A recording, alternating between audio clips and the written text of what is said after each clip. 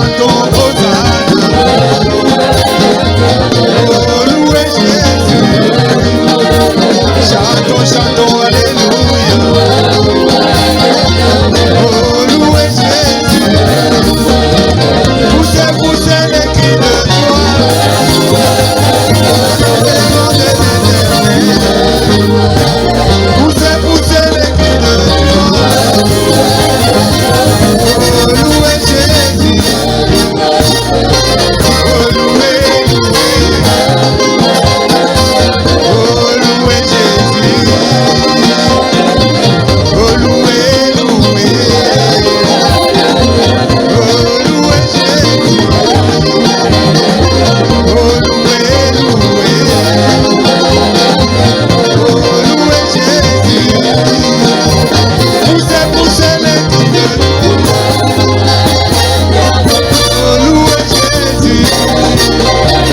Poussez, poussez les cris de joie. Louez Jésus.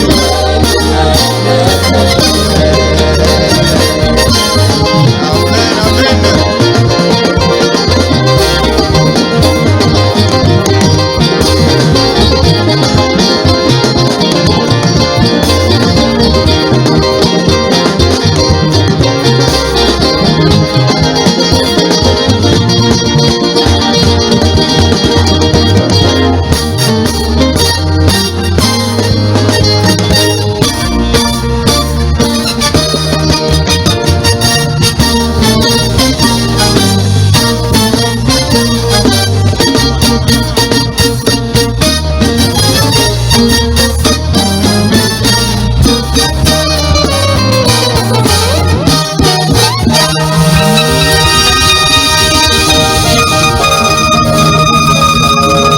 Bible. Tokotanga Biblia.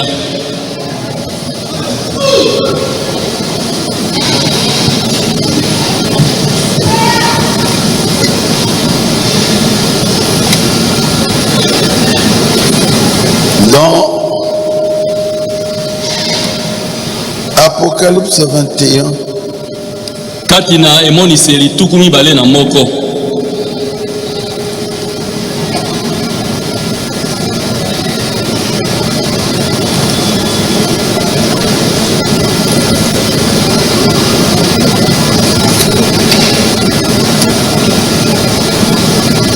commençons au verset 9. Tobanda na nzela ya libwa. Puisque c'est un enseignement, si vous avez un carnet, un stylo, c'est mieux. Lokola ezali matea ya malakisi.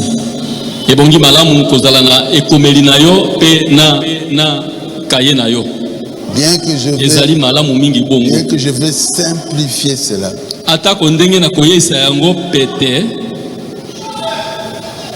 Mais c'est un enseignement. Kasi ezalinde malakisi. Apocalypse 21, 9. Emoni selitukumi bena moko morongo na libwa.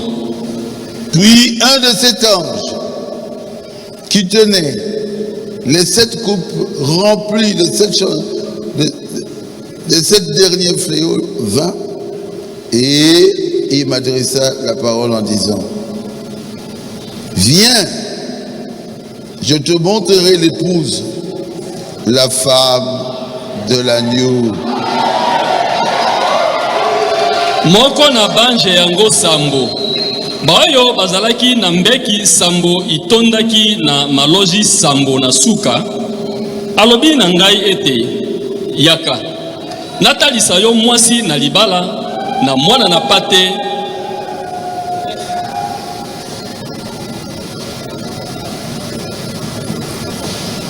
Et le verset 10 dit: il me transporta en esprit sur une grande et haute montagne. Et il me montra la ville sainte, Jérusalem, qui descend du ciel d'auprès de Dieu, ayant la gloire de Dieu.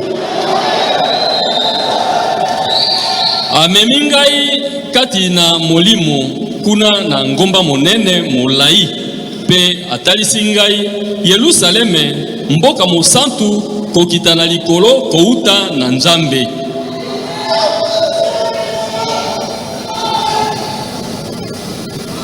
Son éclat était semblable à celui d'une pierre très précieuse, d'une pierre de jaspe transparente, comme du cristal. Ezalaki na kembo na Nzambe, pe kongenga na yango ezalaki lokola libanga na mutuya penza, lokola libanga na yasipi na langi mingi. Puis je pars au verset 21. Les 12 portes étaient 12 perles. Chaque porte était d'une pierre.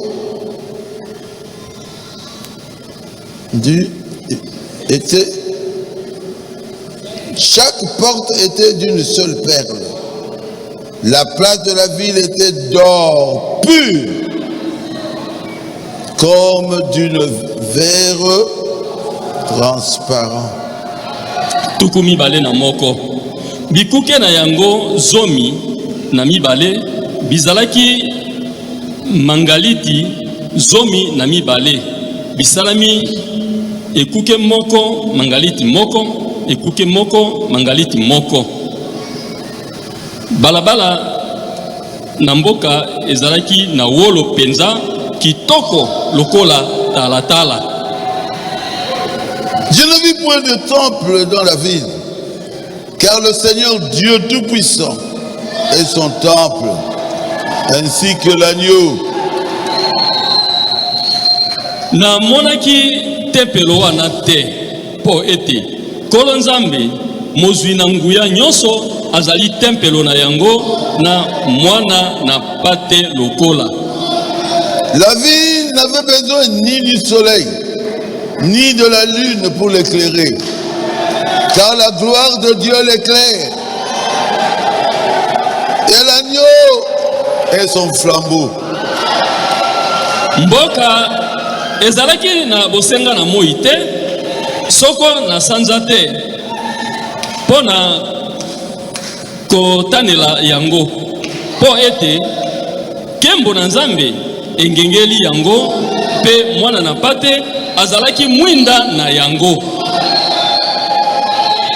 Dieu notre Père céleste, Nzambe tata na biso na likolo, fais-nous grâce Seigneur. salela biso ngolu kolo. Nous ne méritons pas cela, Tobongi na yango te, que nous ne puissions pas manquer à cela. ete tokoka kozanga na oyo te. Seigneur Jésus, Kolo Yesu, pardonne nos péchés, limbisa masumu na biso, amène-nous à la perfection. mema biso kino na kobonga be. Moi aussi Seigneur, j'en ai besoin. Ngai pe kolo nazali na bosenga na yango, Et personne ici ne veut manquer. pe moto moko te awa alingi te azanga. Nous voulons qu'un jour nous puissions marcher sur les rues pavées d'or. Tolingi te mokolo moko totambola likolo na babalabala oyo tongami na wolo. Nous croyons que tu vas le faire, Tondimi ete yo okosala yango, parce que nous sommes prédestinés pamba te biso tobongisa mauta liboso à cela. pona yango. Nous prions au nom de Jésus-Christ. Tobondeli boye na kombo na Yesu Kristo. Amen. Amen.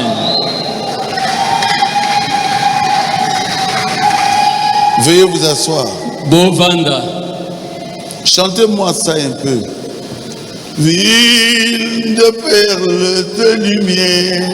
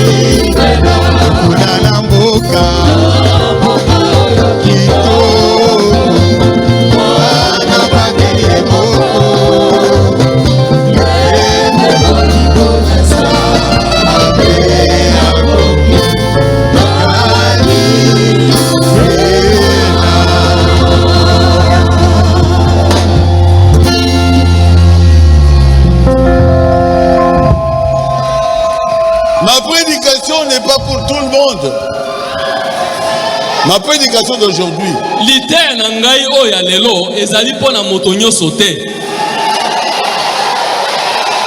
c'est pour les enfants de Dieu. C'est pour les prédestinés. C'est pour ceux qui se sont sanctifiés.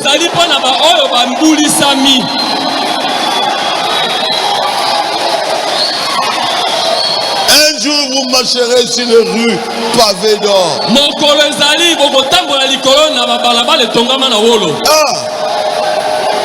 Ah Jésus. Ah Jésus. Vous ne souffrirez plus jamais.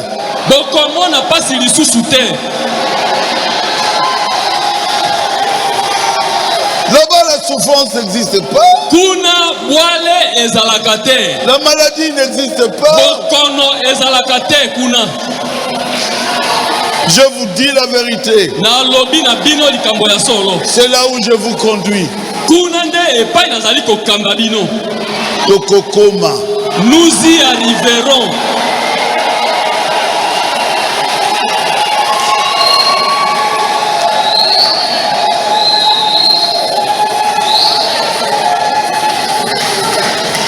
Je vous avais parlé ici sur le millénium.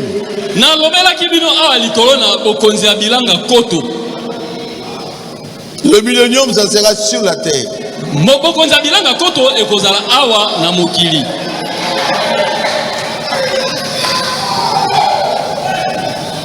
Je suis heureux de voir que même les enfants de l'école de dimanche connaissent ça déjà.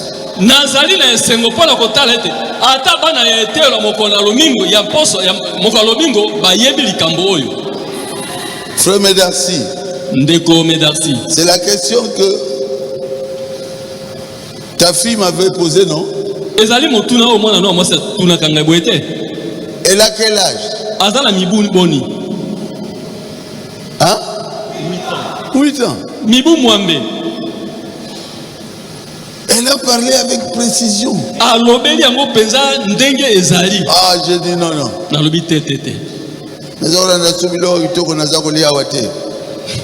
Je vais prêcher sur la demeure future. Je ne peux plus continuer à manger la nourriture ici.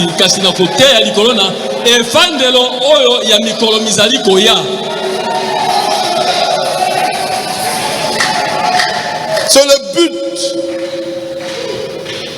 pour lequel Jésus est venu sur la terre. tina pona o Yesu ayaka awa na mokili.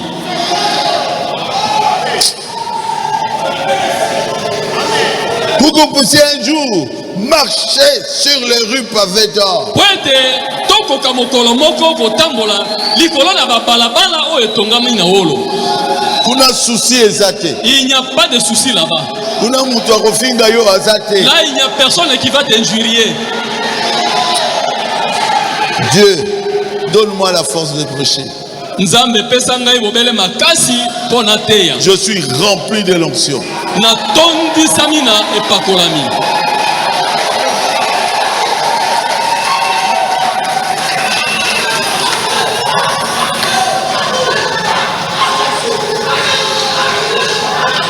Il n'était pas mort à la croix pour rien. Yesu akufaka le kulusuka pamba boetete. Pour enlever nos péchés ezali pona kolongola masumu na biso. et jeter nos péchés dans la mer de l'oubli. Deko bwaka masumu na biso kati na mai na mbuna kobosana. Si quelqu'un vous dit que vous êtes un pécheur, ne croyez pas. Soko motalobi na yo te yozali mosumuki kondima yango te. Comment il va avoir ça? Il doit entrer dans la mer de l'oubli pour voir tes péchés. Akomona yango ndenge nini? Esengela kazinda kino na kati na mai na mbu monene kuna po amona masumu na yo. Mais non, je dois vous dire votre avenir. Kasi lelo esengi na lobela bino oyo tali mikolo na bino ezali koya. Un avenir glorieux. Mikolo ezali koya moko ya kembo.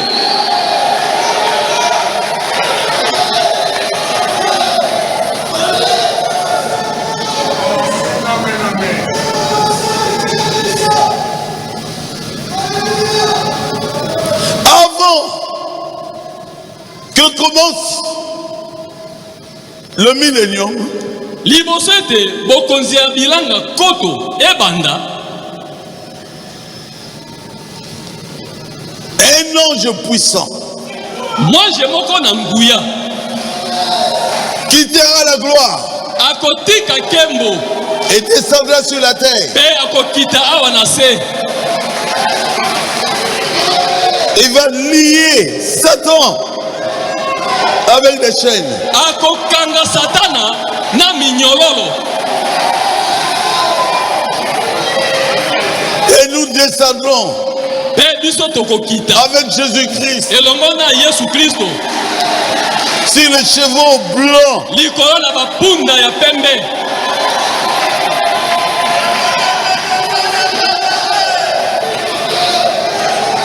Pour atteindre de nouveau cette terre. Pona kokita lisusu na mabele oyo. Oh, quel bonheur. Oyo esengo nini boye. Il y a des questions, les gens posent des questions. Ezali na mituna, bato azali komituna mituna. Je répondrai à toutes les questions Mituna na nyoso na koyanola na yango. dans la prédication. Kati na liteya. Je veux être un bon enseignant. Nalingi nazala molakisi moko malamu.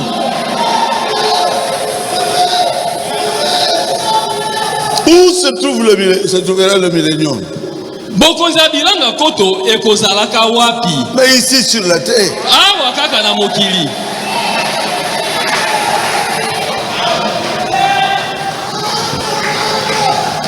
Nous, quand nous descendons du ciel, Biso tango tokokita longo na likolo.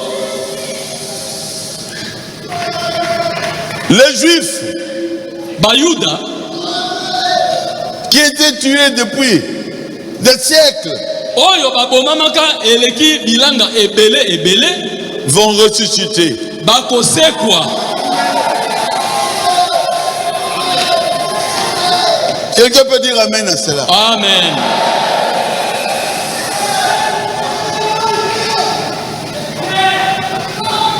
Et nous serons avec eux Pe tokozala elongo na bango pendant le millénium. na tango ya bokonzi ya bilanga koto. Et Jésus sera là assis sur le trône de David. Pe Yesu akozala Son wana père.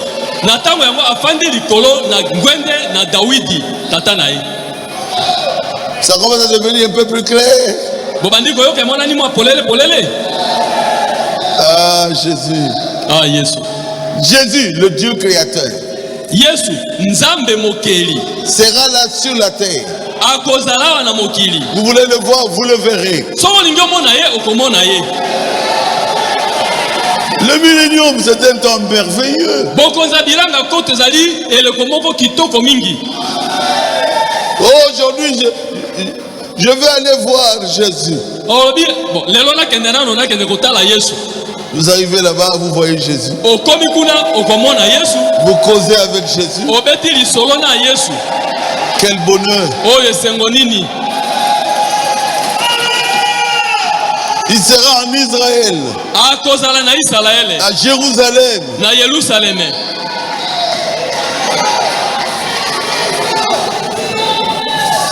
Il viendra pour accomplir la parole de Dieu qui dit, Akoya pona kokokisa liloba na Nzambe oyo ezali koloba ete quand le Christ viendra, tango Kristo akoya vous ne serez plus esclaves. bokozala lisusu baumbu te. Les Juifs avaient trop souffert. Bayuda banyokwami mingi. Hein, bien aimé?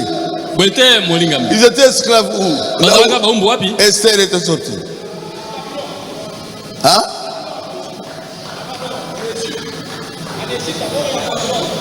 Ils étaient esclaves en Égypte. Bazalaki baumbu na Mais Égypte pour l'Esther, c'était où? À Babylone, esclaves. na Babylone pe bazalaka Les baumbu. Juifs étaient toujours des esclaves. Tango nyonso bazalika baumbu. Même quand Jésus est venu, Ata tango Yesu ayaki. ils étaient une colonisation romaine. Bakonzamaka na baloma. Alors on lui avait dit, si c'est toi le Messie, pourquoi les Romains règnent sur nous? Pona nini? Soki onde masia. Baloma bazali konyokola biso pona nini? Et Jésus a dit, Pe Yesu alobi chaque chose a son temps. eloko na eloko na tango na yango. Peu importe Satan, ce qu'il vous fait aujourd'hui, Ata maye satana azali kosala bino lelo. un jour ça s'arrêtera. Mokolo ezali ekosila. Vous êtes des fils de Dieu. Bozali bana na Nzambe. Et qu'aussi là, hey, Ça va se terminer. ça va s'arrêter un jour. Mokolo ezali ekosila. Laissez tout entre les mains de Dieu. Tika makambo nyonso okati na maboko na Nzambe. Ah, pourquoi? Ah, pona nini boye, pona nini penza? Non. Pona nini? Enlevez le pourquoi. Longola pona nini wana? Sanctifiez-vous. Mibulisa. Si vous êtes réellement un enfant de Dieu, Soki ya solo penza zali mwana na Nzambe, tu dois abandonner le péché esengeli otika masumu. et croire en Jésus-Christ. Pe ondimela Yesu Kristo. Acceptez Jésus-Christ comme votre sauveur. Koyamba ye lokola mobikisi na yo moko.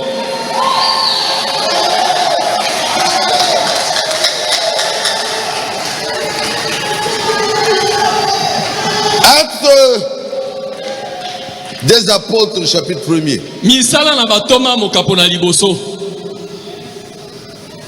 Depuis le verset 4. Kobanda na nzela ya minei. Comme il se trouvait avec eux, Na tango ya zalaki elongo na bango. il leur recommanda de ne pas s'éloigner de Jérusalem, Alobaki na bango bakene mosika na Yerusalem te. mais d'attendre ce que le Père avait promis. Kasi ete bazela oyo tata alakaka. Car Jean baptisait d'eau, Pamba te Yohani abatisaki na nzela na mai. mais vous, dans peu de jours, vous serez baptisés du Saint-Esprit. Kasi bino na mwa mikolo moke boko batisama na molimo mosantu. Suivez-moi. Bolanda ngai. Alors les apôtres réunis lui demandèrent, Na bongo bayekoli basangani esika moko batuni ye motuna oyo. Seigneur, Kolo. et c'est en ce temps que tu rétabliras le royaume d'Israël. Ezali nde na tango wana yo okozongisa bokonzi ya Israele. Quand est-ce que Jésus avait rétabli le royaume d'Israël? Yesu tango nini abongi azongisaki bokonzi ya Israele? Pendant le millénium, Na tango na bokonzi ya bilanga koto il était assis. afandi. Israël n'était plus la colonisation romaine. Israele akonzamaki lisusu na baloma te. Il n'était plus la colonisation de Babylone. Azalaki su na sala bokonzi ya Babiloni Non. te. Israël, Jésus régnait sur le monde entier. Israël, Yesu akonzaki likolo mokili mobimba. Assis sur un trône sur la terre pendant le millénium. Afandi na ngwende awa na mokili na tango na bilanga koto. Il leur répondit, ce n'est pas à vous de connaître le temps ou le moment que le Père a fixé de sa propre autorité. Alobi na bango ezali na bino te boyeba tango tongonga nini oyo tata akati yango na bokonzi na ye moko. N'ayez pas peur. Bozala na bobangi te. Dieu connaît vos problèmes. Nzambe ayebi makambo na bino. Il agira à son temps. Akosala na tango na ye. Mais il ne va jamais t'abandonner. Kasi akosundola yo soko mokete. Peu importe le problème que tu as. Ata likambo nini yango oza na yango. Sache que Dieu ne t'abandonnera jamais. Yeba ete Nzambe akosundola yo soko mokete. Amen. Pouvez-vous le dire à haute voix? Bolo bango na mongongo makasi. Dieu ne m'abandonnera jamais. Dieu ne m'abandonnera jamais. Encore une fois. Yisusu, Dieu ne m'abandonnera jamais. Encore une fois. Yisusu, Dieu ne m'abandonnera jamais. Nzambe akosundola ngai te. Nzambe Il est vivant. akosundola ngai te. Il est ressuscité. Il est vivant. Qui est cet homme? Jésus. Qui est cet homme? Jésus. Le Dieu qui protège, c'est qui? Jésus. Le Dieu de Bethel, c'est qui? Jésus. Applaudissez le Seigneur. Gloire à Jésus.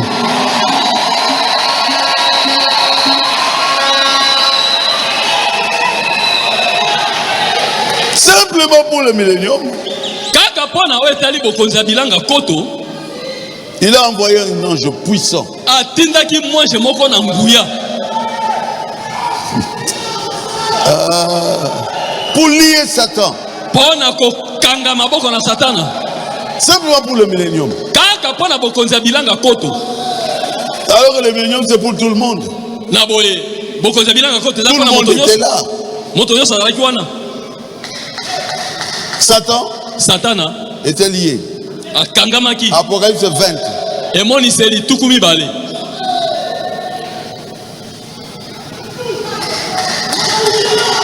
Apocalypse 20. Emoniseli tuku mibale. Depuis le verset 1er. Uta molongo na liboso. Puis je vis descendre du ciel un ange. Pe namonaki kolonga uta na likolo mwanje moko. Kokita. Kokita longwa na likolo. Qui avait la clé de l'abîme et une grande chaîne dans sa main. Oyo azalaki na fongola ya libulu monene pe monyololo monene na loboko na ye. Il saisit le dragon, le serpent ancien, qui est le diable. Akangaki nyoka dalagona ya kalakala oyo ezali Satana. Et Satan. Et il le lia pour 1000 ans. Pe akangaki ye pona mibu koto. Pendant le millénium, Na tango na bokonza bilanga koto. personne n'avait le droit de dire Satan m'a tenté. Motote akoloba o Satana asengi nyingai. Te. Koko c'est la Satan m'a camouté. Faut pas parler mal de Satan. Azan a prison dans l'abîme. Kati na tango wana il est dans la prison. Lié. Bakangi ye. C'est la vérité. Eza ya solo. C'est ce que la Bible dit. Yango nde Bible ezali koloba. J'ai la joie de voir que vous comprenez ça facilement. Naza na esengo na motema komona ete bozali kososola yango na pete nyonso. Lié. Akangami. Pendant le millénium. Na tango bokonza bilanga koto oyo. Un temps merveilleux. Eleko moko kitoko mingi.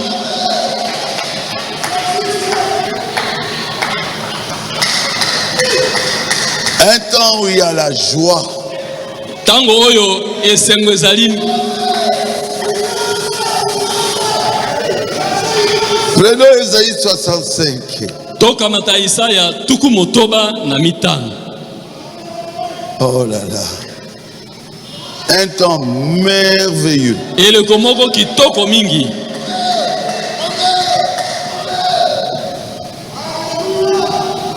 Depuis le verset 18. kobanda nzela ya zomi na mwambe. Ésaïe 65.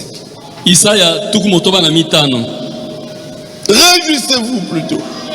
Soyez dans l'allégresse. Kasi bosepela pe boyoka esengo libela. Car j'ai créé Jérusalem pour l'allégresse et son peuple pour la joie. Pambate kelaki Yerusaleme pona esengo pe libota na yango pona kosanzola. Parce que le peuple de Jérusalem voyait Dieu, Jésus. Pambate libota na Yerusalem bazalaki komona Nzambe Yesu Masia dans sa chair. na nzoto na ye abomoto. Quel bonheur pour les Juifs. Esengo nini oboye pona bayuda. Ils pouvaient visiter Jésus. Ils pouvaient parler avec Jésus. Il dit, je ferai de Jérusalem mon allégresse. Mon allégresse.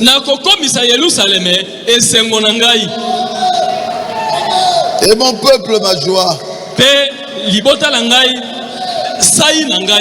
On n'y entendra plus le bruit des pleurs, le bruit des cris.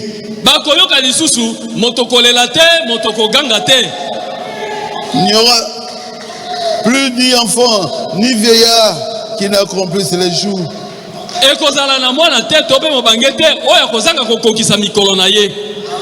Donc, pendant le millénium, il y a le temps qui continue.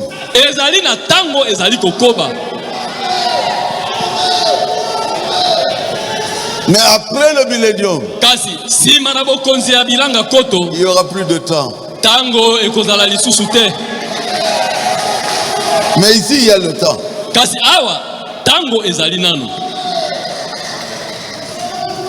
Ah.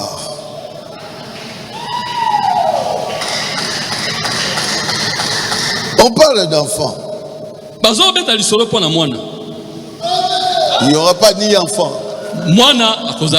Oh. Quand nous serons dans la gloire,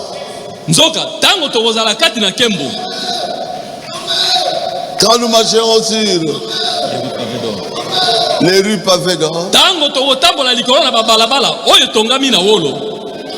il n'y aura pas d'enfant.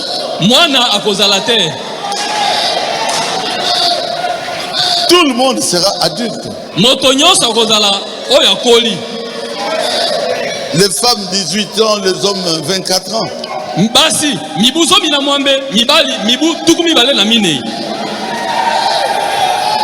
Mais ici c'est le millénium. On parle même de la mort. Celui qui mourra à 100 ans sera jeune.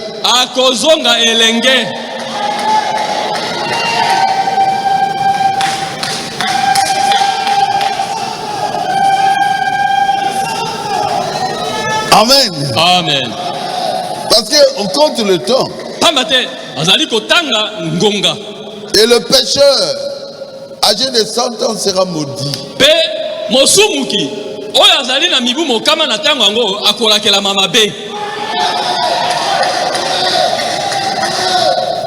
Après le millénium, c'est quoi?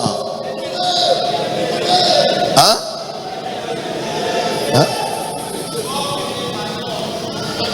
Mais dans l'éternité,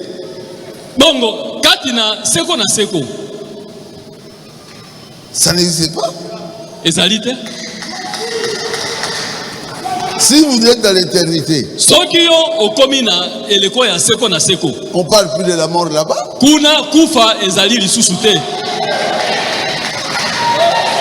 On parle plus de 100 ans, non? Si vous avez compris, dites Amen. Amen.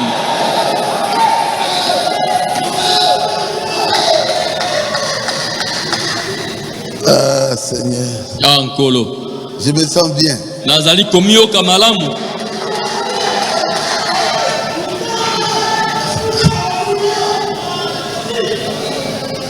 Le pécheur âgé de 100 ans sera maudit.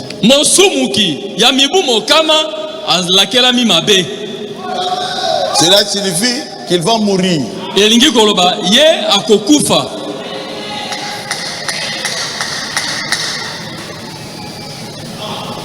De l'autre côté, il n'y aura pas de mort. Nangambo mosusu kuna kufa ekozala lisusu te. Vous comprenez? Bososoli Il n'y aura pas de pécheur. musumu kia kozala te. Ils bâtiront des maisons et habiteront. Bakotonga bandako pe bakofanda na bandako batongi. Mais quand nous serons après Gog et Magog, Pe tango tokokoma simana Goge pe Magoge. c'est pas vous qui allez construire les maisons. Ezali bino te nde bokotonga bandako. C'est Jésus. Ezali Yesu. C'est Jésus, l'architecte et hein? Le constructeur, c'est Jésus. Ezali nde Yesu yemoko moyemi na yango pe motongi na yango. Si vous avez compris, dites Amen. Amen. Mais dans le millénium, c'est vous-même qui construisez la maison. Kasi na tango na bilanga koto ezali bino moko nde bokotonga bandako na bino. Verset 22. Car les jours de mon peuple seront comme les jours des arbres. Pambate mikolo ya batolangai ekozala lokola mikolo ya nzete. Mais non, de l'autre côté là, après Gog et Magog, Te nangambo mosusu kuna sima na Goge pe Magoge. non-vie, c'est l'éternité. Bomo ina biso ezali nde seko na seko. C'est clair? Eyokani polele. Et ils n'auront pas d'enfants pour les voir périr. Ekozala na bana te pona komona bazali kokufa. Non, il n'y aura pas la mort là-bas. Te kuna kufa ekozala te. Si vous avez compris, dites Amen. Amen. Mais ici, ça sera aussi bien.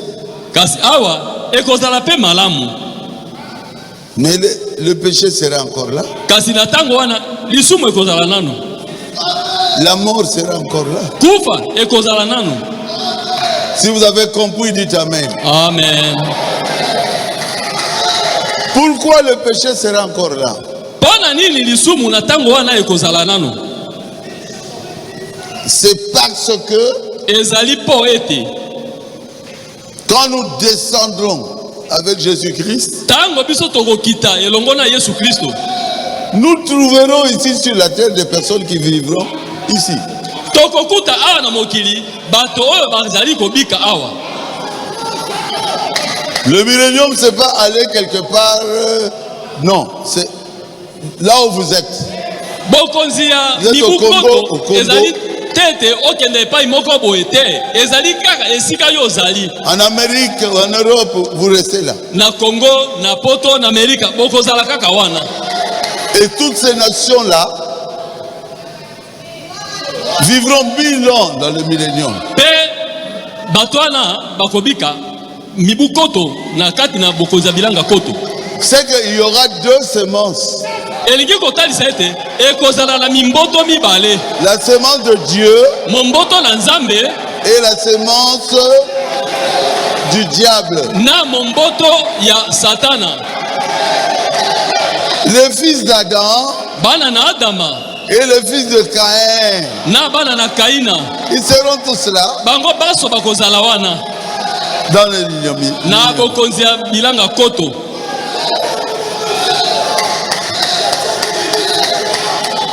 Ce sont eux qui vont nous créer des problèmes. Ezali bango nde bato bakobotela biso minondo.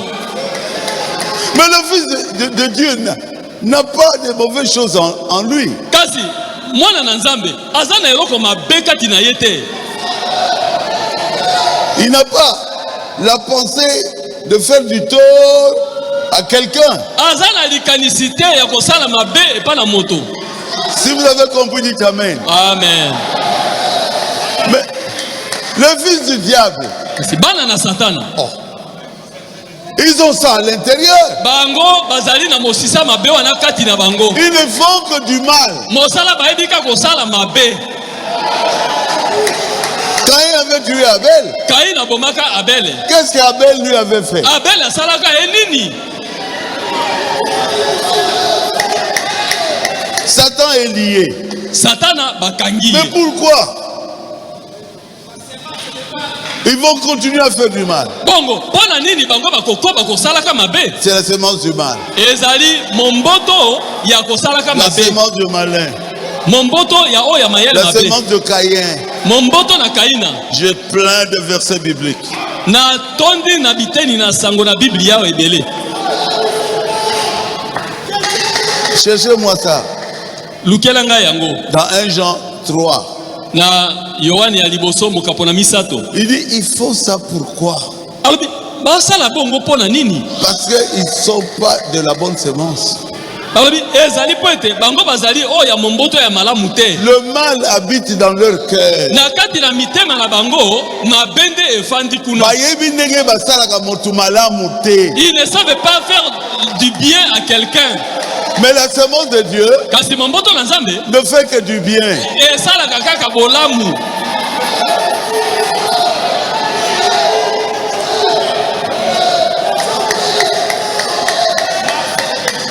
Vous commencez à comprendre. Bobandi kososola, Vous êtes chrétien.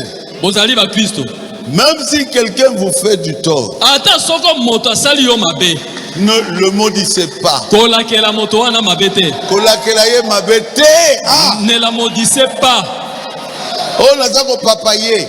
Oh, on est en train de le découper. Il va Non. mourir. Te. Laissez ça à la semence de Caïn. Boti kalikambo wana na momboto na Kaina. On était en train de tuer qui là? Étienne. Bazalaka koboma Étienne.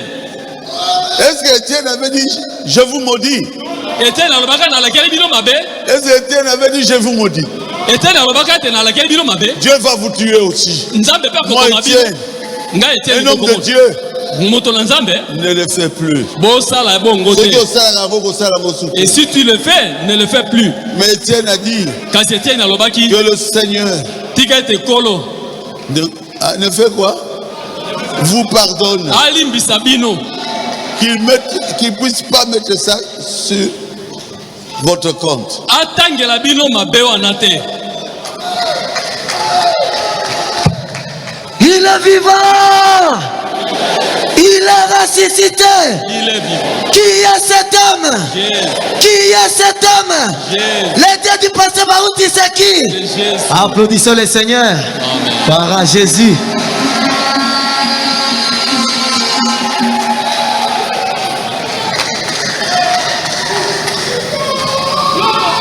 Il y a une question que je me pose. Ezala motuna moko na zali ko mituna.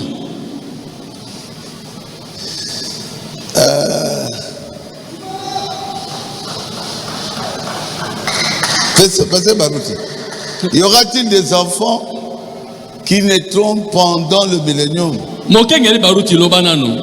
Na tango na bokonzi na bilanga koto oyo. Bana pe bakobotama. Oui. Ezali bongo. La Bible dit oui. Biblia elobi iyo. Parce que c'est le millénium. Po ezali bokonzi ya mibu koto. Le millénium va kobala. Et pendant les milléniums, les vont se marier. Bato mité ma bébé va divorcer. Et les gens de mauvais cœur, ils vont se divorcer. Ah, pasteur, comment ça? Mokengeli. J'ai dit c'est dans Isaïe 65, verset 23. Isaya tuma ya mutano molongo misato.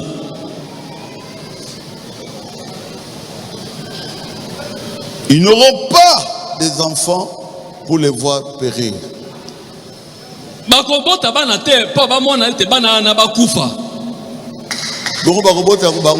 Mais comment est-ce qu'ils vont avoir ces enfants? Ils vont aller à l'hôpital. Bakende na l'hôpital. Baboti. Ils enfantent. Pendant les milléniums. Na bokonzi ya mibukoto oyo. C'est la vérité. Isaya solo. Bientôt on va entrer dans les milléniums. Vous verrez ça vous-même. Lokola tokota na bokonzi ya mibukoto bino moko bokomona yango.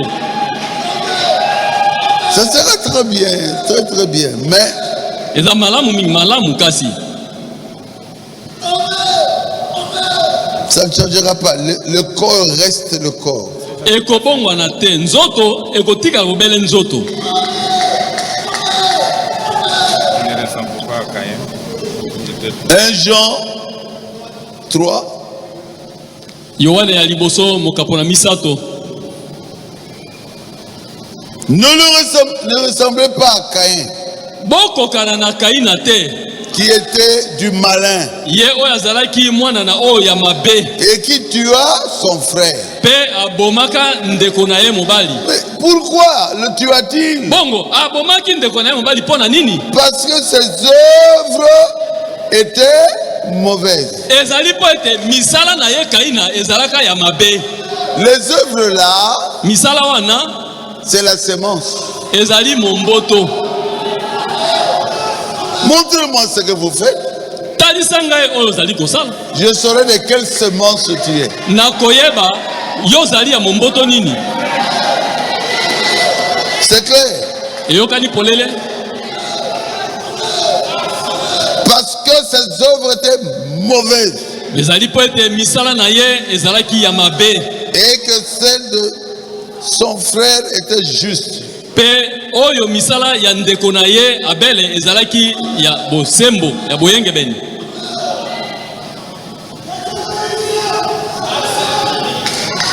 Montrez-moi ce que vous faites, je dirai quelle sémence vous avez. Talisanga oyo ozali kosala na koyebisa yo momboto nini ezali kati na yo. Oh, je suis fils de Dieu. Onga nazali mwana na Nzambe. Mais vous vivez comme un fils du diable. Siko ozali kobika bomoi na lokola ya mwana na Satana. Je n'exagère pas. Nalekisi ndelo te. C'est ce que la Bible dit. Yango nde Biblia ezali koloba.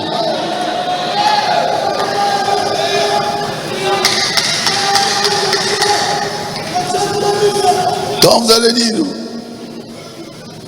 je suis dans l'église du pasteur Barouti, Tango yo koloba na bango kuna ngala sambelaka na losamba pasteur Barouti. ils vont dire, mais pasteur Barouti n'est pas comme ça. Bakoyebisa yo yo mokenge Barouti azala ko yo te. Vous ne lui ressemblez pas. Yo okokani na mokenge Barouti te. C'est clair? Eyokani polele. La Bible dit ceci. Biblia ezali koloba boye.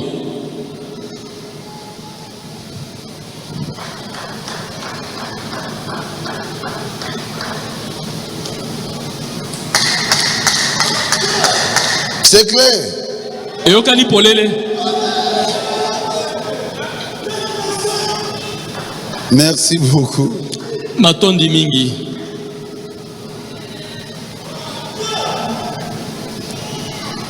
Quiconque est né de Dieu ne pratique pas le péché. Yenani oyo abotami na Nzambe asalaka masumu te. Parce que la sémence de Dieu demeure en lui. Pamba te momboto na Nzambe ezali kofanda kati na ye. C'est 1 Jean 3. Ezali na Yohane ya liboso mokapo na misato. Si vous n'avez pas la sémence de Dieu, Soko yo za na momboto na Nzambe kati na comment ote. vous allez vaincre le péché? Okolonga masumu ndenge nini? Comment vous allez vaincre vos faiblesses? Okolonga babolembu na yo ndenge nini?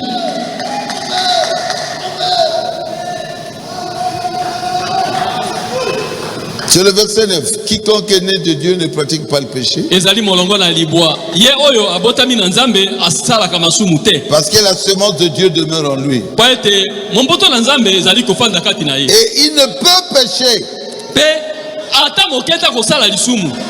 parce qu'il est né de Dieu. Pamba te ye abotami na Nzambe. Verset 10. Molongo na zomi. Lisez ça à haute voix. C'est par là que se font connaître qui? Les enfants de Dieu et les enfants du diable. Ezali nde na siko wana bana na Nzambe bayebani pe bana na Satana bayebanaka wana. Tu ne fais que du mal. Yo mosala ozwaka ya kosalaka mabe. Je suis un enfant de Dieu. Oh nga mwana Nzambe. Je suis un enfant de Dieu. Naza mwana na Nzambe. C'est faux. Lokuta.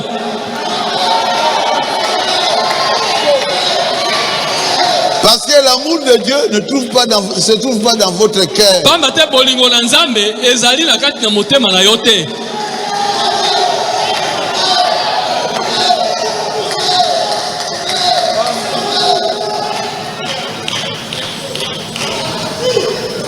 C'est ça qui va nous faire souffrir. Yango nde wana ekomonisa biso pasi. Nous avons eu 2 guerres mondiales. Tozwaki bitumba mibale ya minene ya mokili mobimba. Et maintenant, nous attendons une guerre mondiale. La guerre d'Armageddon. Pe siko tozali kozela etumba mosusu ya mokili mobimba oyo ya Armageddon. Qui se passera pendant les grandes tribulations.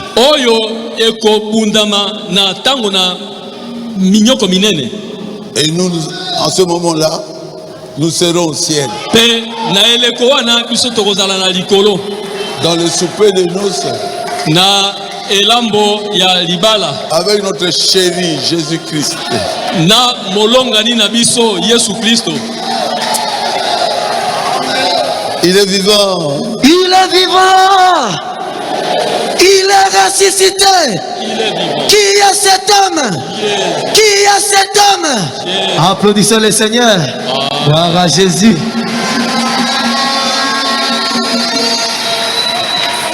Mais il y a une guerre qui reste. Kasi ezali na etumba moko etikali. Gog et Magog. Ya Gog pe Magog. Prenez Apocalypse 20. Bozwa emoniseli mokapona tuku mibale. Après le millénium, Sima na bokonzi ya mibukoto. Satan sera délié.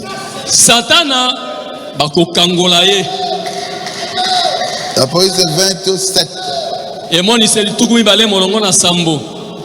Quand les 1000 ans seront accomplis, Satan sera relâché de sa prison. Tango mibukoto ekokoka, Satana akobima na boloko na ye. Et il sortira pour séduire les nations. Pe ye Satana akobima pona kopengwisa mabota.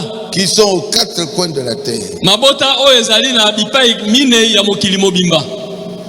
Pour les amener à la guerre de Gog et Magog. Po ete ye Satana amema bango kati na etumba monene ya Gog pe Magog. 1000 ans.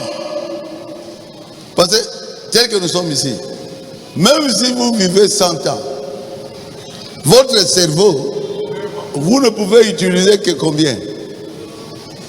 1/10. Po ndenge tozali awa. Ata soko zali na mibu mokama, bongo na yo okosalela ngo kaka na mwa ndambo moko moke mingi. Mais quand vous faites 1000 ans, Siko tango kokisi mibu koto. oh, voyez un peu ce qui se passe aujourd'hui. Tala nano oyo ezali kosalema lelo. C'est leur cerveau qui s'est développé. Ezali bongo nde mayele na moto eke liboso mingi. Et ils ont formé des bombes. Pe bango babimisi ba bombe. Il y a même Satan 2. Eza kutu la bombe mosusu Satana amibale. Mais quand des personnes humaines feront 1000 ans, Kasi boko bato bakokokisa mibu koto. ils auront une grande intelligence. Bakozala na mayele moko penza monene koleka.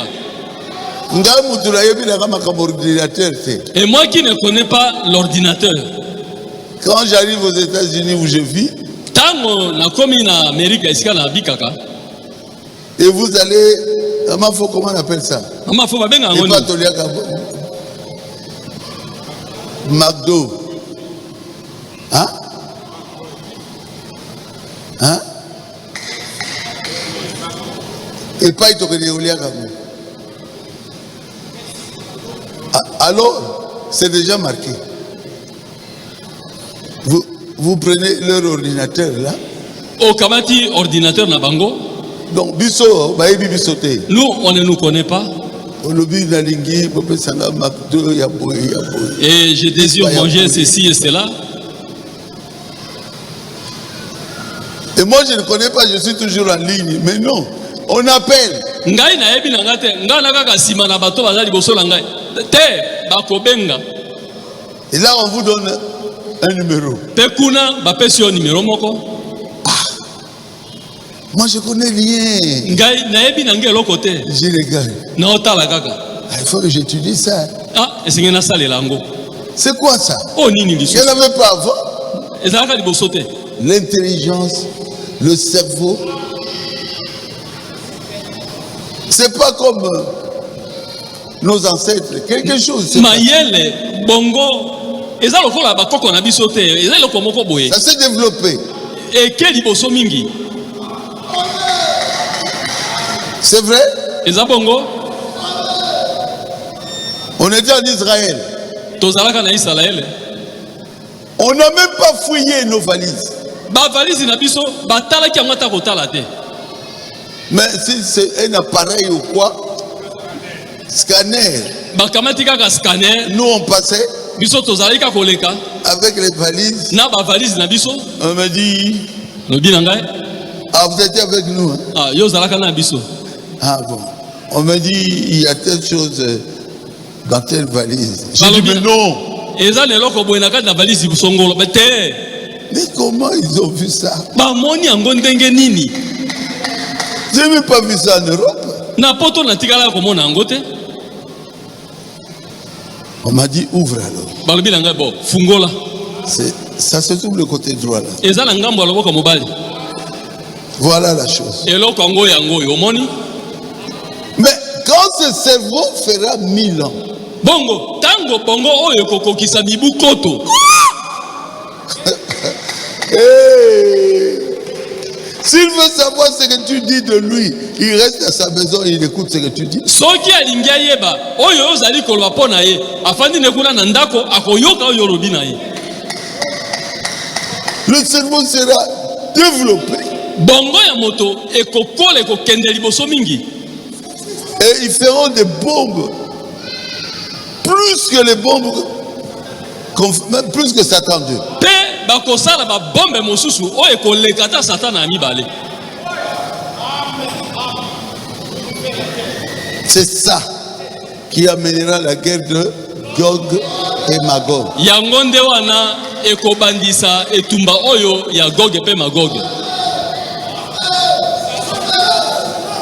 Donc il y aura des nations Ekozala na bikolo mosusu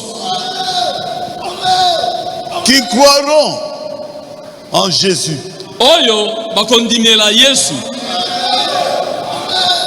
Et d'autres nations qui ne voudront même pas entendre parler de Jésus. Pe bikolo mosusu kombo na Yesu bakolinga ta koyoka ngo na matoi te. Et Satan va les réunir Pe Satana akosangisa bato wana pour attaquer les nations qui croient en Jésus. pona kobundisa Comme Messie. bikolo oyo bazali kondimela Yesu lokola mobikisi na bango. Oh Jésus. Oh Yesu. Quelle guerre. Etumba ndenge nini oyo? C'est ça la guerre des étoiles. Yango nde wana oyo babengi etumba ya minzoto. Et où me la raté? Ça ne dure pas. Hein? Carlos. Bwete Carlos. Yo ben yango guerre yani. La guerre des étoiles. Etumba ya minzoto.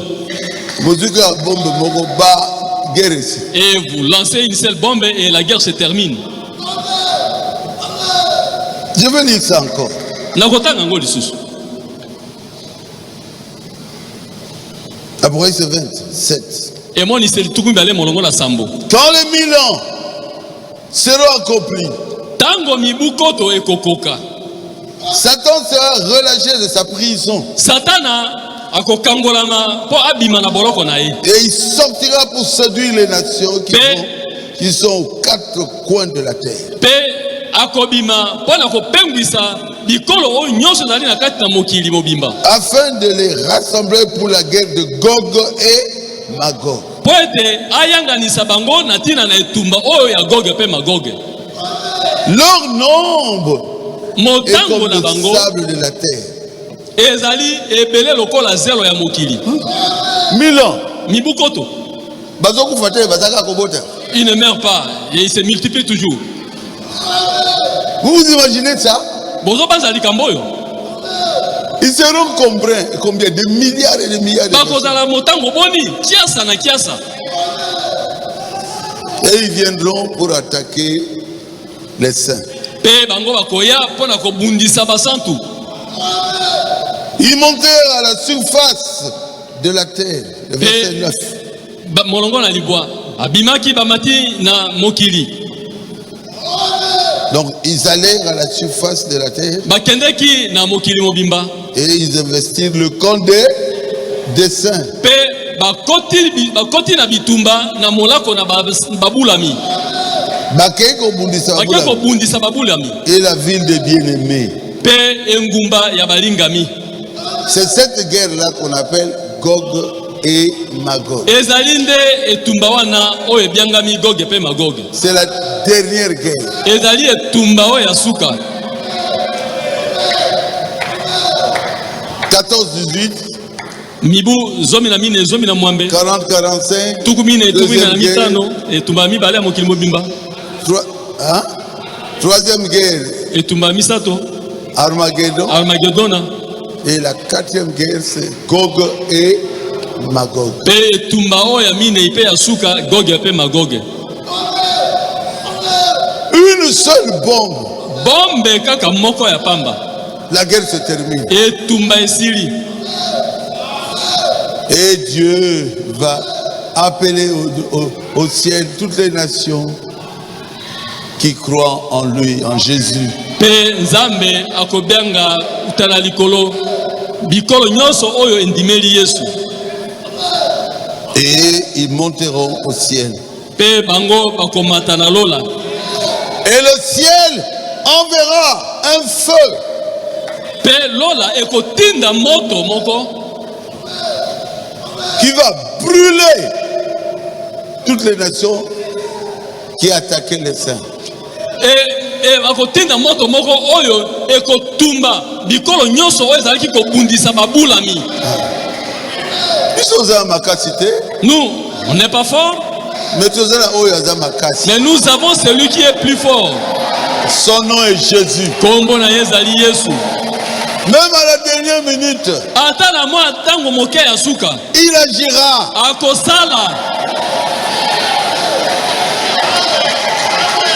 Hein, Carlos? Carlos. Il agira. Akosala. Hein? Il y a de l'espoir. Au nom de Jésus, il y a de l'espoir.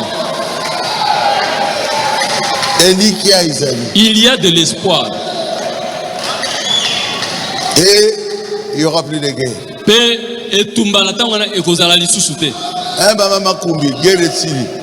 La guerre sera terminée. Terminée. Et Syrie. Et ces gens-là seront brûlés. Par ce feu-là qui était venu du ciel.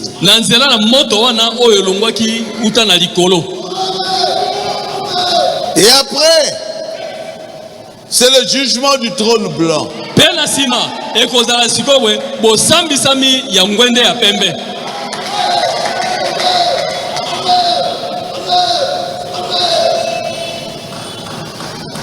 Vous me comprenez?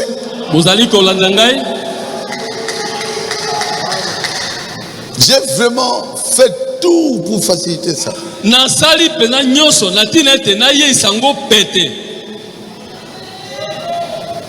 Le jugement dernier. C'est pour cela qu'il faut éviter de faire le mal. Ah. Jugement Ezali. Il y a un jugement. Il faut demander pardon. Il faut qu'on s'enga bolimbisi. Jugement Ezali. Il y a le jugement. Tout ce que tu fais là, c'est écrit dans ton livre de vie.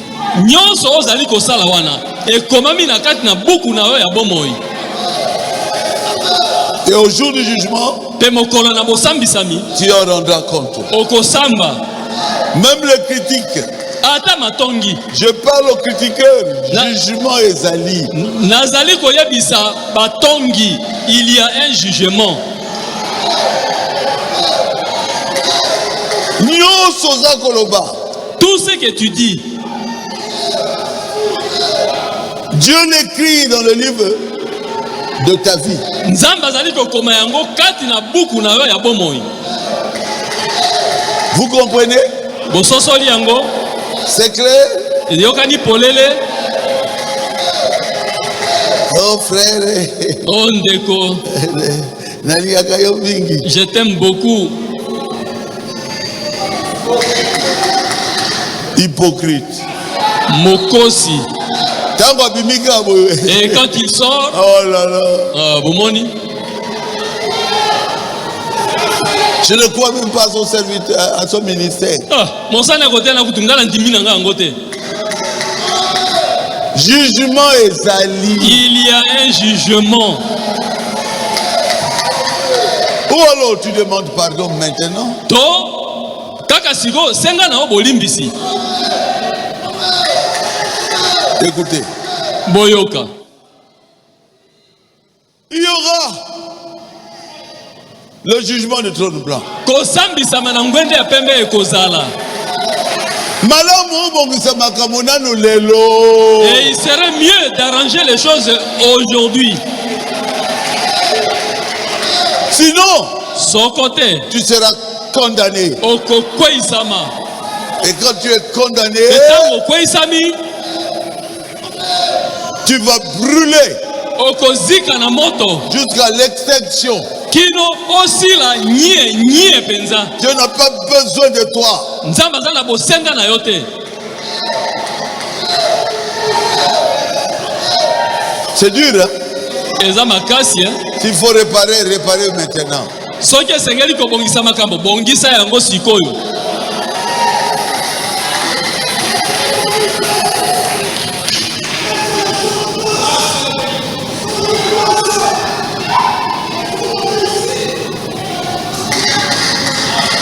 Les trônes seront placés. Bangwende ekotiama. Et Jésus sera sur un grand trône. Pe Yesu yemoka kofanda na ngwende oya monene. Nous aussi. Biso pe.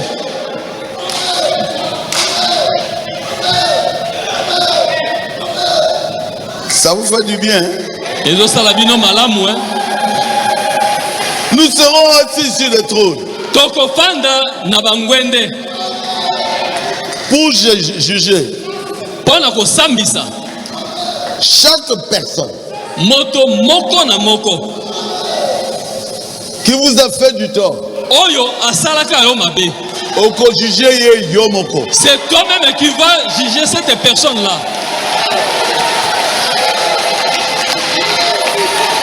Yo lingaka ngai te. Tala makambo yo salaki, tala makambo yo salaki. Toi, tu ne m'avais pas aimé. Voici ce que tu avais fait. Ça. Dieu va ressusciter tout le monde. Nzambe akosekwisa moto nyonso. Même ceux qui étaient déjà morts. Ata baoyo basilaka kokufa. Tous seront jugés. Bango baso bakosambisama.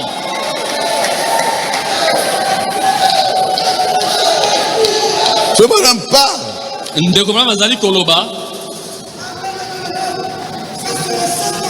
D'un docteur qui était parti soigner l'enfant Ya monganga moko akendeki alors qu'il neigeait très fort kosalisa aux États-Unis. mwana moko kuna na Amerika. Na tango oyo boye malili ezalaka makasi.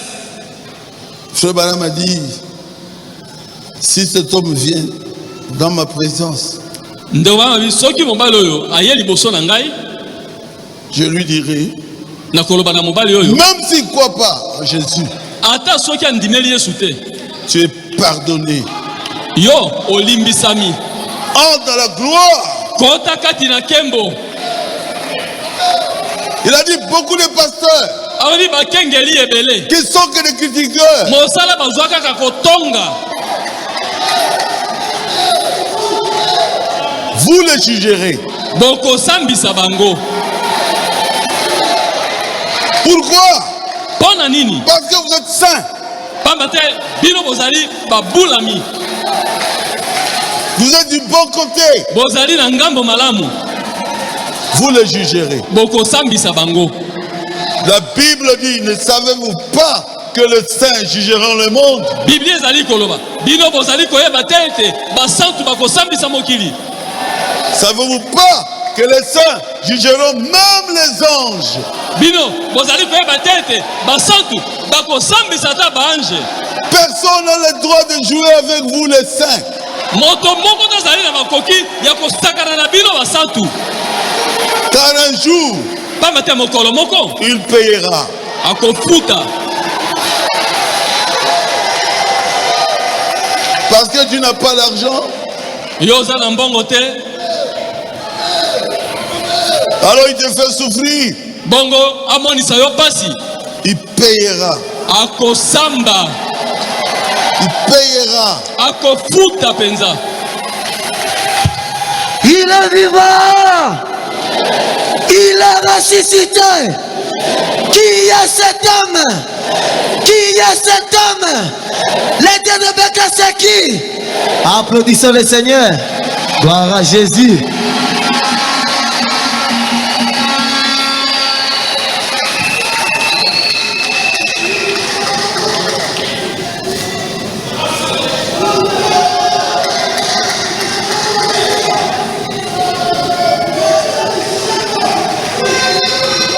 Cherchez-moi, les saints jugeront le monde.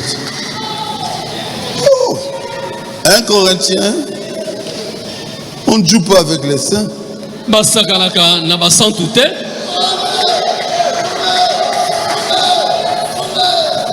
Corinthiens 6.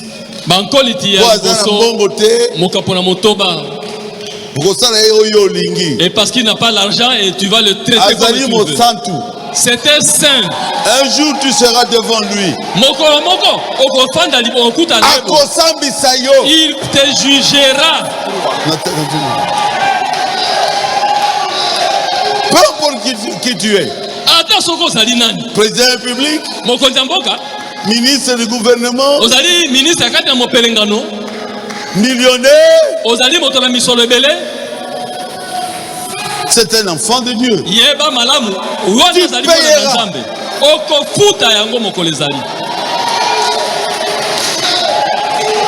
1 Corinthiens 6. Verset 2.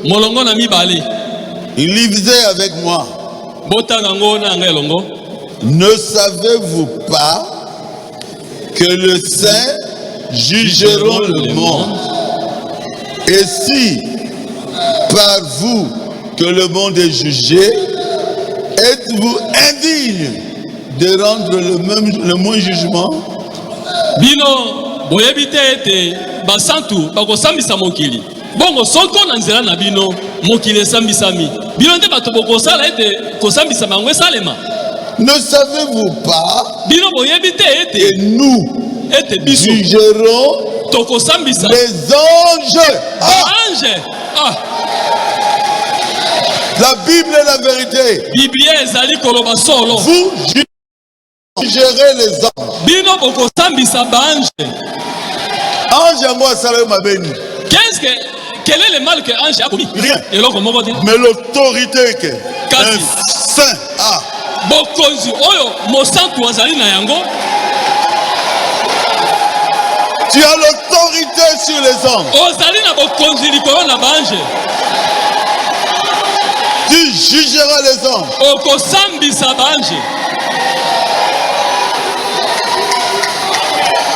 Tu jugeras même les autorités.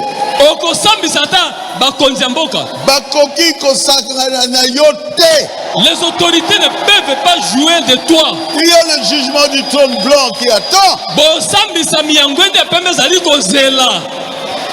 Si toi tu dis, tu es acquitté.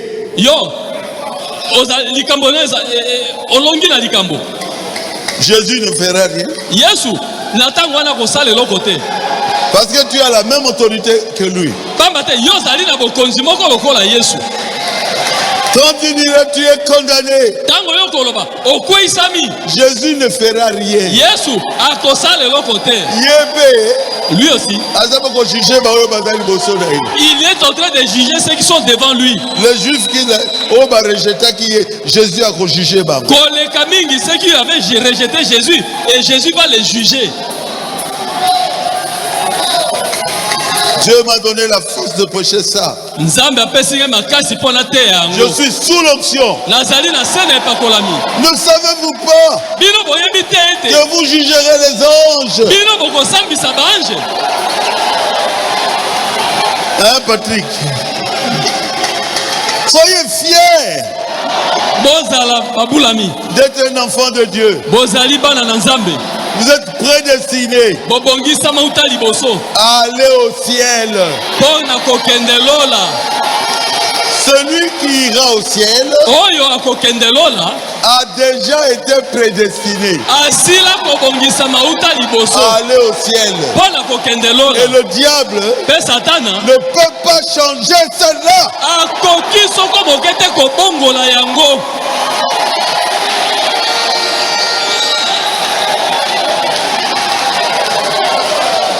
Jetez au ciel. Na komaka na lola. Ne manquez pas le ciel. Bozanga lola te. Mais ici, c'est plus que ce que j'avais vu. Kasi awa ezali koleka onga na monaka. Ne manquez pas cela, pardon. Bozanga yango te na sengi bino bolimbisi.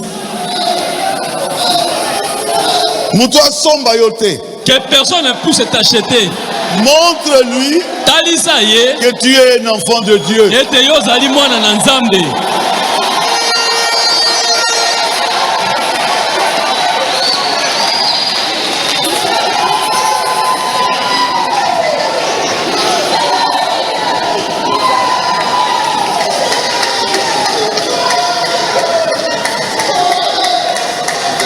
Et toutes les personnes Pe bato banso. qui ont été condamnées Ba oyo bakweisamaki. par Jésus-Christ et par vous, Na nzela na Yesu Kristo pe na nzela na bino. resteront sur la terre. Bakotikala na mokili. Et nous, Pe biso. nous monterons au ciel. Tokomata na lola. Leur punition, Etumbu bango bakozwa. nous allons... Oh bon. Le Seigneur Jésus va envoyer les temps de feu. Comme Sur la Yesu terre. Kristo akotinda libeke na moto awa na mokili. Pour purifier la terre. Pona kopetola mokili. Et pour amener à l'extinction tous les pécheurs. Pe pona kosilisa nye bato nyonso basalaki masumu.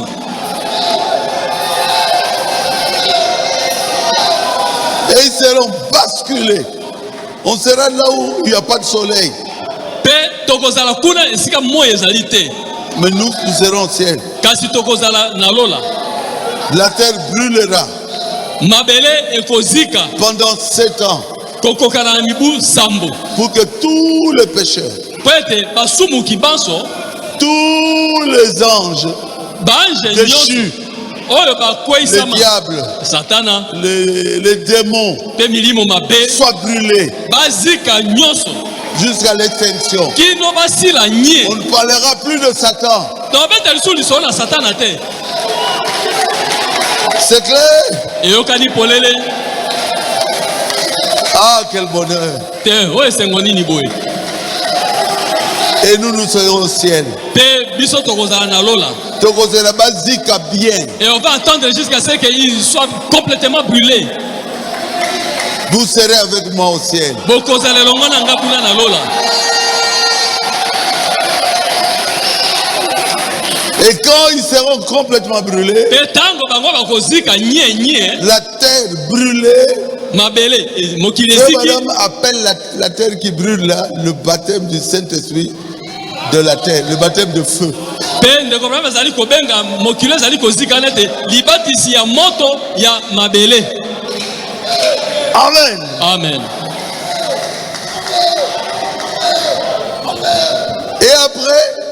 Je vais vous dire une chose. Vous savez que même là où nous sommes, il y a des pierres précieuses. Vous les savez? Par exemple, en Mbujimayi, il y a le diamant là-bas. Vous allez à l'est, au sol, dans le sous-sol. Qu'est-ce qu'il y a là-bas? L'eau. Tout ça sortira. La mer sera anéantie. Et vous allez sauter. Il n'y aura plus de la mer. Après, c'est quoi? C'est l'or. Et toutes les pierres précieuses qui sera là sur la terre. Ça ne sera plus sous la terre. Ça va sortir. Et nous marcherons sur l'or. Vous croyez en cela? Amen. Et nous reviendrons sur la terre. Pour faire quoi? Pour vivre éternellement. Et pendant que ça brûlait,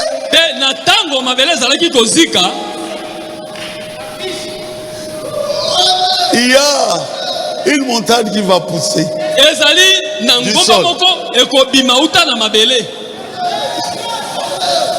Il s'élèvera de la terre. La nouvelle Jérusalem.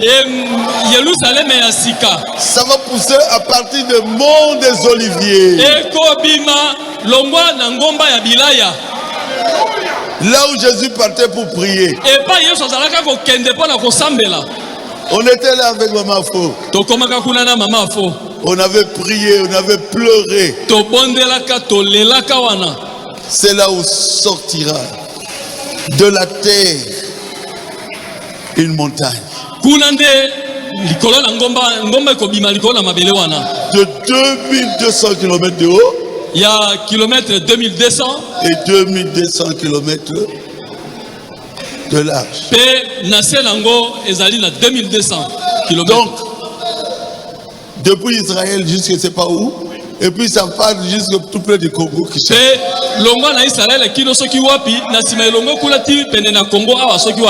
Oh Jésus, oh yes, tu es merveilleux.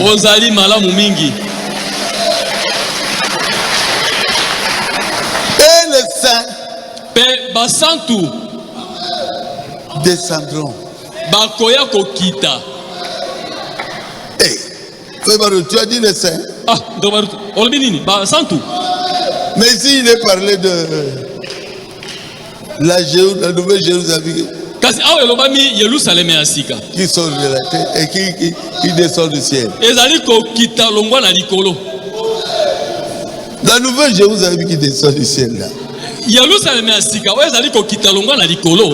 c'est l'épouse. Amen. C'est l'épouse. Puisqu'on dit comme une épouse. C'est l'épouse. Parce que Frère Madame parle.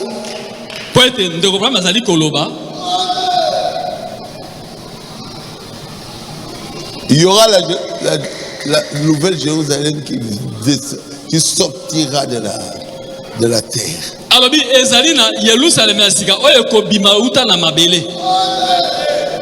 Mais l'épouse descend du ciel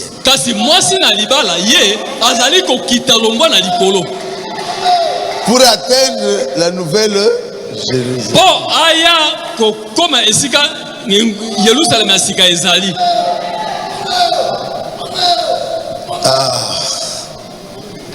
Comment se fait-il que Dieu ait aimé akolinga tellement mingi penza Israël. Israël. Amen. Amen. Il dit pourquoi? Alors pour la nini C'est en plein là que se trouve le temple en Israël. en Israël. C'est là que la nouvelle Jérusalem s'élèvera exactement là. Olivier, le mont des oliviers se fendra en deux. Il se séparera vers la droite et vers la gauche. Certainement, quand elle poussera vers le haut depuis le dessous. Ils disent que ça s'ouvrira sous l'effet d'une pression. Ça pousse vers le haut.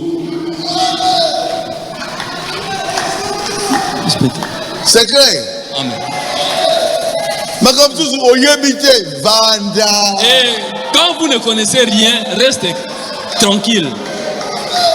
Ndenge nini ekoki kosalema ete nzambe penza alinga na makanisi pe na makanisi penza azwa mokumba ya mwa esika moke boye Palestine alobi kasi ezali penza nde esiko wana esika tempelo ezali kuna nde esika Yerusalem ya sika ekotelema penza wana ngomba na bilaya pe ngomba na bilaya ekopasuka na biteni mibale ekokabwana ngambo na mobali pe ngambo na mwasi penza tango ekobima komata likolo uta na se na yango pe bazali koloba ete yango ekofungwama na se na kopasuka moko monene boye pe ekobima ngambo na likolo. Merci. Donc question et réponse sur les Hébreux 3. Na lite ya mituna pe biyano na baebele oya misato. Jeffersonville. Était à Jeffersonville. Aux États-Unis. Kuna na États-Unis.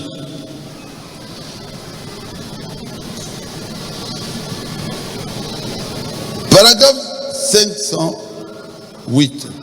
Na molongo ya kama mitano na mwambe.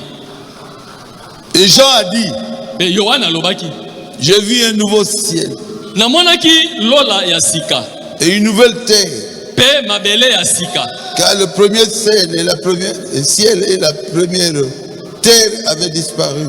Pamate lola ya liboso na mabele ya liboso nyonso ilimwaki. Et la mer n'était plus. Pe mai na mbu ezalaki lisusu te. Et moi Jean j'ai vu la ville sainte. Pe ngai tango na monaki engumba mosantu. La nouvelle Jérusalem descendre du ciel au pied de Dieu. Yerusalem ya sika kokita longwa na likolo epai na Nzambe. Suivez bien maintenant. Bolanda malamu sikoyo. Préparée comme une épouse. Emi bongisi lokola mwasi na libala. Ce n'est pas une ville. Ezali engumba te. C'est une épouse. Ezali nde mwasi na libala. Qui s'est parée pour son époux. Oyo alatisami pona mobali na ye ya libala. Et fait madame crie voilà. Ndoba babi bozali komona. Quand cette ville va poindre. Petango engumba wana ekobima. Ça sera non. Ekozala engumba ya wolo.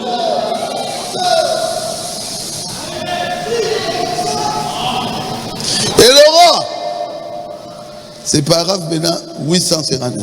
Ezali molongo kama mitano na tugu mitano na libwa. Une longueur de 15 miles. Ekozala na bolai yango ya 15 miles.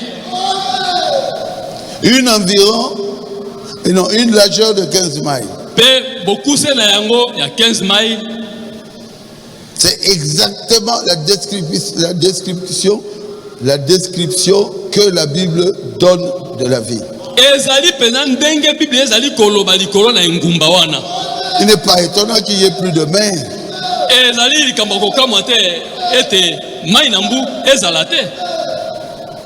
Il n'y avait plus de place pour cela. Donc 2200 kilomètres carrés. 200 km carrés. 2200 km carrés. 2000, c'est tout le Congo, non? 2000 km carrés. Jusqu'au Katanga, c'est 2000 Katanga, 2000 km. C'est merveilleux. Et l'épouse va descendre.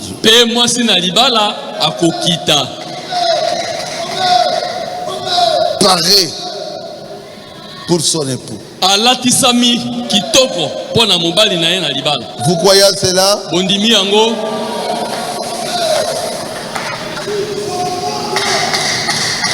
Et nous marcherons sur les rues pavées d'or.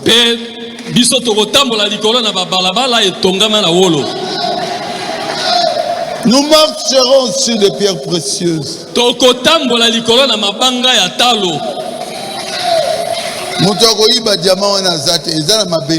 Il n'y a personne qui va voler ce diamant-là parce que c'est sous la terre. Il n'y a personne qui va voler l'or. Ah, quel bonheur. Et là, nous aurons la vie éternelle.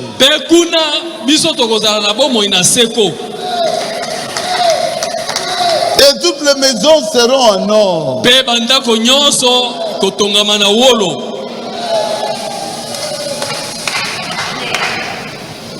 Et sur de pierres précieuses.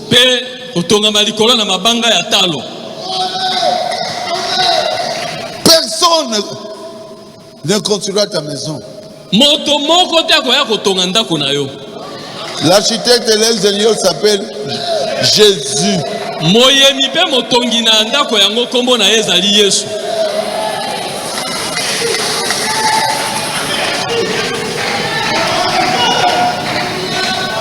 Et nous vivrons là-bas éternellement.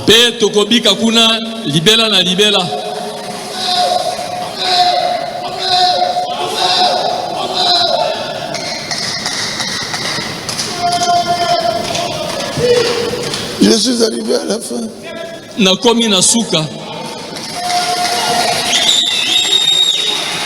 Je vous rassure. Je vous dis la vérité. Je suis votre conducteur. Amen. Vous serez avec moi là-bas.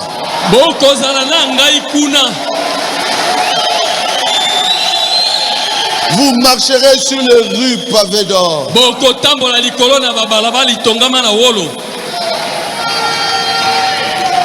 Les fenêtres en or. Les portes en or.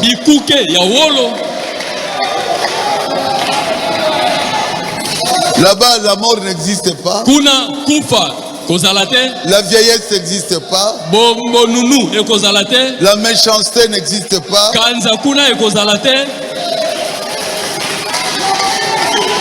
Hein? La haine n'existe pas. Moi j'étais au paradis. Au paradis il y avait que la paix, la joie, l'amour. Là-bas c'est plus que le paradis. Vous aurez ça éternellement.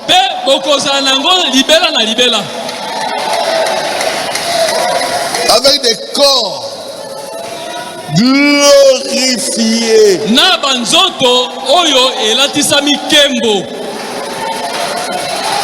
Si vous êtes boiteux, Soko zali motengumi. vous ne serez pas boiteux là-bas. Kuna okozali susu motengumi te. Si vous n'avez qu'un seul œil, Soko zali kaka na liso moko. là-bas vous aurez 2 yeux. Kuna okozwa miso na nyonso mibale. Il y a des gens qui sont nés, Pep, ezala bato mosusu abotama. il n'a pas de bras. Azanga maboko. Là-bas vous en aurez. Kuna okozwa maboko na yo. Et les sœurs auront les cheveux jusqu'ici. Pe bandeko basi bakozala suki ekiti kino na mokongo. Quelle beauté! Oh bonzenga nini. J'avais boye. vu les sœurs là-bas. Na mona ka bandeko basi kuna. Quelle beauté! Oh bonzenga nini boye. Quelle beauté! Bonzenga ya nini boye. Moto akoseka yo akozala Il n'y a te. personne qui va se moquer de toi.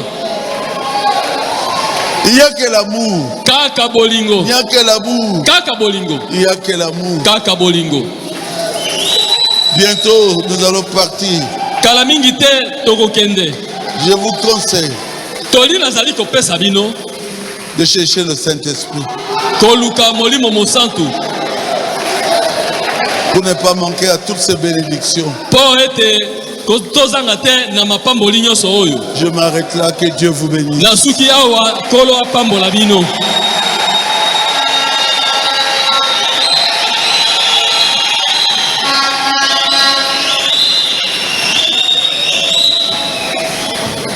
Attends, Oza Mokuse.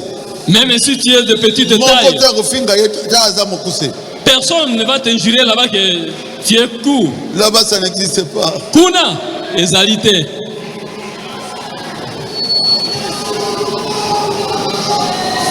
Et Dieu va réparer tous les défauts que nous avons. Pe Nzambe akobongisa ba mbebo nyonso tozali na yango. Vous croyez que je vous ai dit la vérité? Ondimi ete nalobi na bino likambo ya solo. Amen. J'ai fait tout pour simplifier cela. Nasali manso mpona koyeisa yango mokuse. Celui qui a compris qui lève sa main. Oyo asosoli atombola maboko.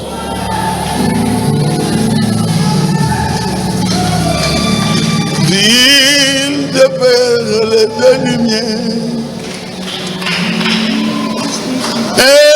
existant sur les hauteurs. Chantez-moi ça.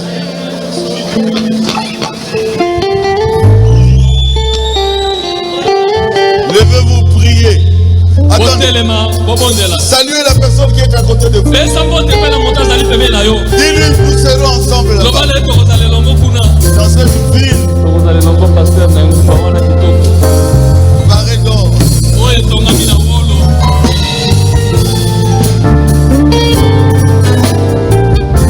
Nous serons tous là.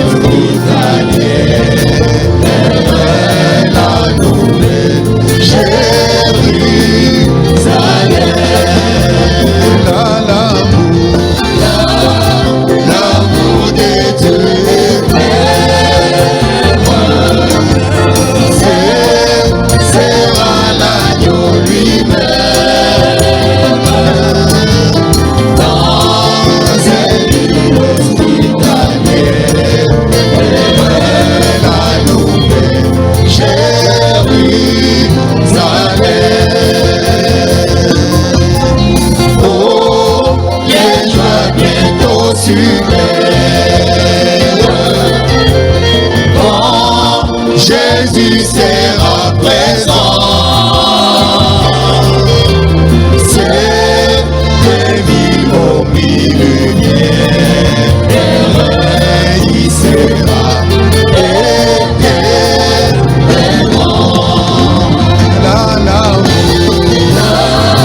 L'amour des Dieu,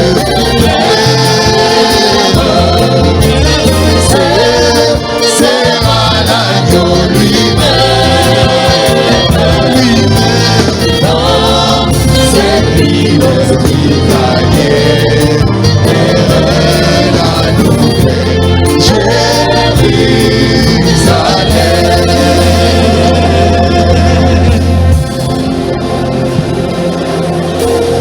Ayez cet espoir-là que vous aussi vous serez là-bas. Zalana elikia wana ete yope okokoma kuna. Parce que vous aussi vous êtes prédestinés. Bambate yope ozali oyo abongisa mauta liboso. Ceux qui sont malades, Baoyo bazali kobela. je vais prier, Dieu vous guérira. Nakobondela penza nakobikisa bino. Il m'avait donné un don de guérison. Apesaka ngai likabo ya lobiko na nzoto. Là-bas, la maladie n'existera pas. Kuna bokono ekozala te. Parce que le docteur Jésus lui-même sera là. Bambate tokotoro Yesu ye moko kozala wana. Et la ville sera éclairée par sa présence. Pe engumba yango ekongengisama kaka na bozali na ye. Ne manquez pas. Bozanga te. Faites tout ce que vous pouvez faire Sala maemaso esengeli na okosala. pour abandonner votre côté faible. Otika ngambo na wana ya bolembu. Dieu vous aidera à le faire. Nzambe akosunga yo osala bongo. Dieu notre Père Céleste, Nzambe tata na biso na likolo. tu es un Dieu merveilleux. Ozali nzambe moko malamu. Tu as préparé une belle ville pour nous, Seigneur. Obongisi engumba moko kitoko mpo na biso kolo. Avec des rues pavées d'or. Na babalabala itongama na wolo. Je veux que personne ici n'y manque. Na lingi ete moto moko te awa azanga. Je prie pour eux, Seigneur. Nazali mpo na nakobondela mpo na bango kolo. Je sais que je serai là. Nayebi ete nakozala wana. Je voudrais que chacun d'eux soit là aussi. Nakosepela ete moko na moko kati na bango mpe azala wana. Aide-les. Sunga bango. Tu les connais très bien. Yoyebi bango malamu. Mais leur nom se trouve dans le livre de vie de l'agneau. Kasi esango ezali kati na Leur nom. kombo na bango ezali kati na buku na kombo ya mwana na pate. Je sais que nous serons avec eux là-bas. Nayebi ete tokozala elongo moko na bango kuna. Par ta grâce, Na nzela na ngolu na je yo. vais les voir tous là-bas. Nalingi namona bango paso kuna. Que ceux qui sont malades Tika ete bango bazali kobela. soient guéris. Babika. Peu importe la maladie. Ata bokono ngo nini. Que ceux qui ont des problèmes Bango bazali na makambo ndenge na ndenge. reçoivent aujourd'hui la solution à leurs problèmes. Bazwa lelo eyano na makambo na bango. Que les stériles puissent avoir des enfants. Bikomba babota bana. Que nos filles puissent se marier. Bana na basi babala. Bénis-les, Seigneur. Pambola bango kolo. Qu'ils soient élevés. Car l'élévation vient de toi. Pamba te botombo minyonso eutaka epai na yo. Bénis mes fils. Pambola bana nga mibali. Bénis mes filles. Pambola bana nga ya basi. Je sais Nayebi qu'ils ont compris ma prédication. ete basosoli liteya na ngai. Alors je te dis merci. Na bongo nalobi matondi. C'est toi qui m'as aidé. Yo nde osungi ngai.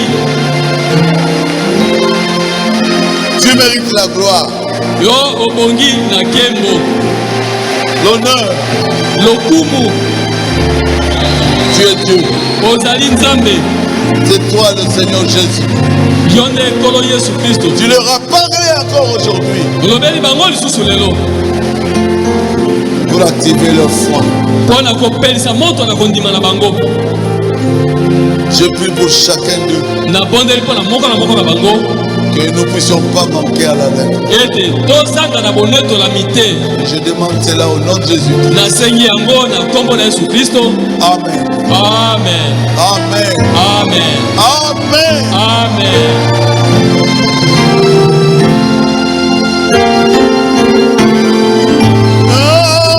L'amour de Dieu.